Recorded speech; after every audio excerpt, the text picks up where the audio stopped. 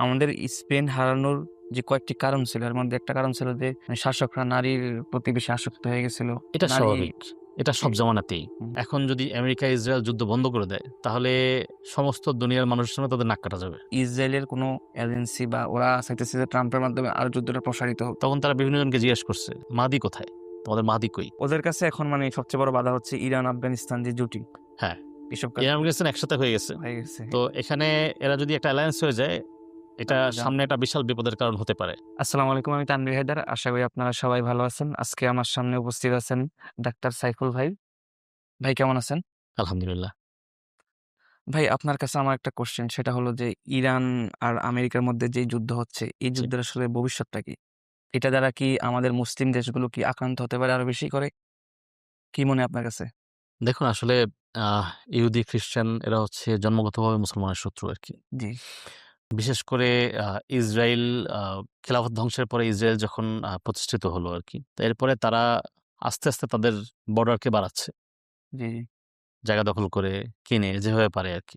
যেখানে পারতেছে কিনতেছে, যেখানে পারতেছে মারি ফেলতেছে, হুম, দখল করতেছে। তো তাদের এই দখলকৃত অংশটা কিন্তু শুধু ফিলিস্তিনের মধ্যে থেমে থাকবে না। এটা আমাদের বুঝতে হবে। এখানে তারা আস্তে, আস্তে কিংডম অফ ডেভিডের দিকে আগাচ্ছে। দাউদ আলাইহিস সালামের যে রাজত্ব ছিল বা সুলাইমান আলাইহিস সালামের যে রাজত্ব ছিল, সেই রাজত্বের দিকে আগাচ্ছে আরকি। বুঝতে এটা পারছি। পুরা আরব পেনিনসুলা জুড়ে অবস্থিত। সৌদি মনে করতেছে তাকে কিছু করবে না। তার কথা শুনলে তাকে কিছুই বলবে না। আসলে সেরকম হবে না সামনে। তাদেরকে সুযোগ দিলে তারা এমন একটা অবস্থায় দাঁড়াবে যে তারা সমস্ত মুসলমানদের আক্রমণ করা শুরু করবে তখন। এই যে ইরান এবং আফগানিস্তানের আক্রমণ, এইটা তারই একটা শুরুয়াত। কারণ এখনকার সময়ে মুসলমানদের সবচেয়ে বড় শক্তি হচ্ছে ইরান এবং আফগানিস্তান। জি, ইরানের আছে প্রচুর ক্ষমতা, আর আফগানিস্তান আছে। আফগানিস্তান আছে ইমানি শক্তি। হ্যাঁ? এবং তাদের এই ইরান আফগানিস্তানের যে তাদের যুদ্ধবাজ একটা জাতি এই ২ টা আরকি। আগে থেকেই। সেই হাজার বছর আগে থেকে তাদের এই পারস্যের অনেক বড় আ আ আর্মি ছিল আগে। আফগানিস্তান দখল করতে এসে সেই হাজার বছর ধরেই বড়, বড় সব সেনাপতিরা ফিরে গেছে। হ্যাঁ? পরাজিত হয়ে। তো আসলে এই ২ টা দেশ সবার জন্যই হুমকি হয়ে দাঁড়াবে। কাফেরদের জন্য আরকি।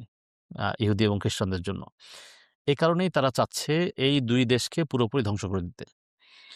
কিন্তু আসলে কাফেররা তো এক ধরনের চিন্তা করে, কিন্তু আল্লাহর প্ল্যান থাকে অন্যরকম। অন্যরকম।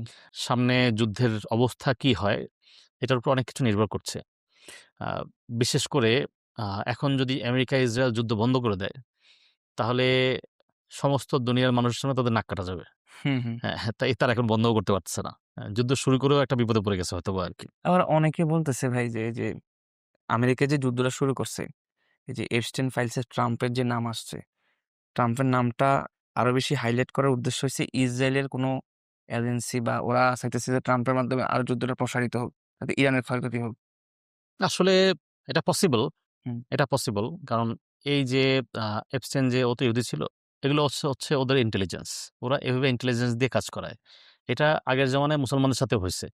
হ্যাঁ? যেমন সালাউদ্দিন আইয়ুবীর সময়কার যত আ আমির উমারা ছিল, তাদেরকে ইহুদি মেয়ে পাঠায়, তো এইরকম তাদেরকে দিয়ে তারা হচ্ছে ব্ল্যাকমেইল করত। হুম। এটা নতুন না। তাই মুসলমানদের সবাইকে দিয়েও করবে, খ্রিস্টানদেরকে দিয়েও তারা এটা করবে আরকি। তাদের কাজ আদায় করার জন্য যেটা করা দরকার তারা সেটাই করবে।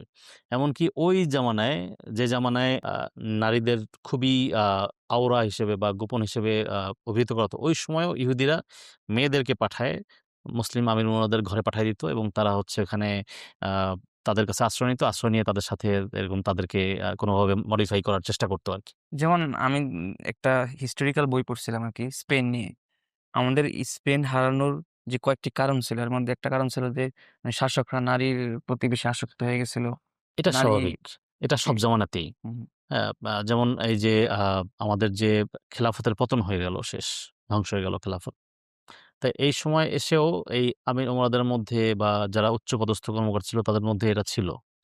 এই ধরনের জিনিস ছিল। এ কারণেই হচ্ছে ইসলামী খেলাফত আস্তে, আস্তে, আস্তে, আস্তে ধ্বংসের দ্বারপ্রান্তে আসছে আরকি।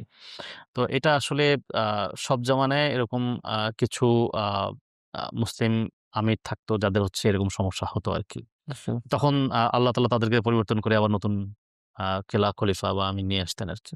এই হচ্ছে আচ্ছা, একটা প্রশ্ন, সেটা হচ্ছে এই যে এখন যে যুদ্ধটা হচ্ছে ভাই, এই যে যুদ্ধটা ইসরায়েলের জন্য কেন গুরুত্বপূর্ণ? মানে ওরা এই যে কিংডম অফ ডেভিড যে বানাতে চাচ্ছে, জি। এটা আসলে বানালে ওদের কি লাভ? বেসিক্যালি এটা হচ্ছে আ কি লাভ বলতে কি যে একটা দেশ চায় তার নিজের আগের যে অতীত অবস্থা আছে সেই অবস্থায় দাঁড়াতে আরকি। বুঝতে পারছি। যেমন মুসলমানদের একটা অতীত আছে। তো মুসলমানরা চায় যে তার আবার সেই খেলাফত ফিরে আসুক। হ্যাঁ, ওই খেলাফত ফিরে আসুক। খ্রিস্টানরা চায় যে আ যেটা হচ্ছে ক্রুসেডের যে আগের তাদের যেই অবস্থা ছিল, তারা যে আ তারা তো আসলে খ্রিস্টানদের সবচেয়ে বড় শত্রু হচ্ছে মানে ইহুদিদের সবচেয়ে বড় শত্রু হচ্ছে খ্রিস্টানরা।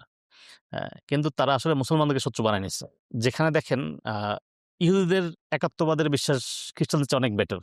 হুম, হুম। কারণ খ্রিস্টানরা মনে করে তো ত্রিতত্ত্ববাদ। হুম, ৩ টা মিলে এক এটা গড, হ্যাঁ?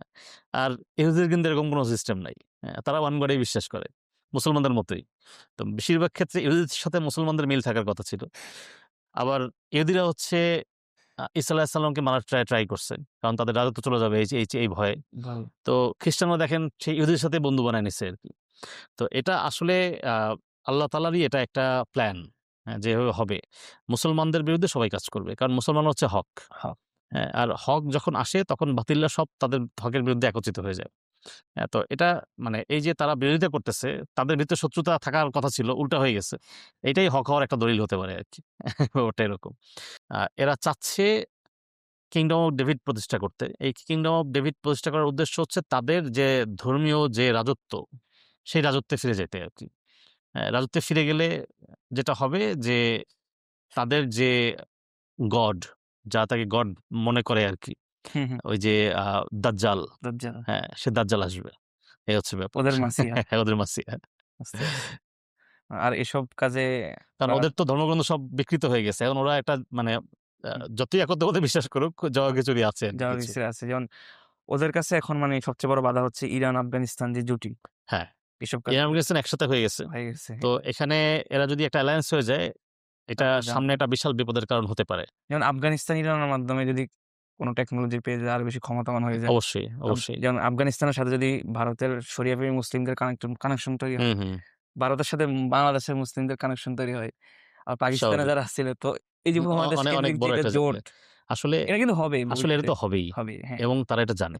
তারা চায় না যে এটা যখন হোক। যখন আফগানিস্তানে অ্যাটাক করছে, যখন হচ্ছে আ আ ইন্ডিয়া হচ্ছে মুজাহিদদের ধরে, তারপরে হচ্ছে আ ইসরায়েল আর ন্যাটো বাহিনী যখন হচ্ছে আ আফগানিস্তানে কাজ করছে, তখন তারা বিভিন্ন জনকে জিজ্ঞেস করছে, "মাহদি কোথায়? তোমাদের মাহদি কই?" হুম। মানে তারা জানে যে মাহদি অলরেডি ইস দেয়ার মেবি। হ্যাঁ, হ্যাঁ, এজন্য তারা মাহদিকে খুঁজতেছে। মাহদি আসলে কি হবে? মাহদি আসলে তাদের পরাজয় তো নিশ্চিত। করা যায় না। হ্যাঁ, তো তারা সব হাদিস থেকে ইসলামিক কোরআনিক টেক্সট থেকে তারা এগুলো জানে। তো এই কারণে তারা হচ্ছে মাহদিকে ধ্বংস করতে চায়। আর এই কারণেই মাহদি যেহেতু আসবে হচ্ছে আফগানিস্তানের এই এরিয়া থেকে, ইরান আফগানিস্তানের এই জায়গাটা থেকে, খোরাসান হ্যাঁ, খোরাসান থেকে আসবে। তো এইজন্য হচ্ছে তারা এই জায়গাটা ধ্বংস করতে চায় সোজা কথায় আরকি। বুঝতে পারছি।